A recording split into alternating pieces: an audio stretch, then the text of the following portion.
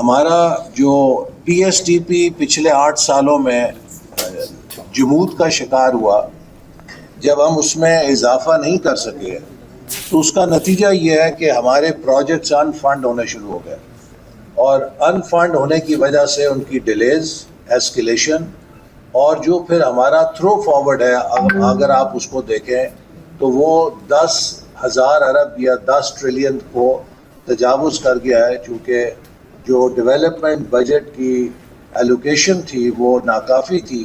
کہ وہ بجٹس کو، وہ اپنے پروجیکٹس کو ان کی رفتار کے مطابق فنڈنگ دے اور وہ اس پہ چل سکیں۔ تو یہ ایک میجر کرائسس ہے کہ ہمیں اس تھرو فارورڈ کو کنٹین کرنے کے لیے ایک طرف تو اپنی ڈیولپمنٹ سپینڈنگ کو بڑھانا ہے، لیکن ساتھ ہی ساتھ وہ پروجیکٹس کے جو پرائرٹی کے ہیں ان کو مکمل کر کے پورٹ فولیو سے نکالنا ہے، اور ساتھ میں جو غیر اہم پروجیکٹس ہیں ان کو شاید ہم جاری نہ رکھیے۔ وفاقی حکومت کا بجٹ آج بھی 2018 کی سطح کے اوپر کھڑا ہے، جو 2018 میں 1,000 ارب تھا، آج بھی ہم کم و بیش اس کے پاس کھڑے ہیں، لیکن صوبوں کی جو اے ڈی پیز ہیں وہ 1,000 ارب سے بڑھ کر تقریباً 3,000 ارب، 3 گنا ان میں اضافہ ہو چکا ہے۔ تو لہٰذا صوبے جو ہیں وہ امیر ہو گئے ہیں، اور وفاقی حکومت اپنے ڈیولپمنٹ کے لحاظ سے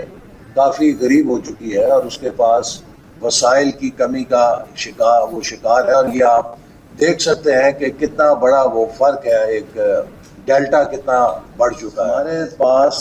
فائنانس منسٹری نے صرف 1126 ارب روپیہ مختص کیا ہے، اور تقریباً 3,000 ارب کی ان میٹ ڈیمانڈ ہوگی۔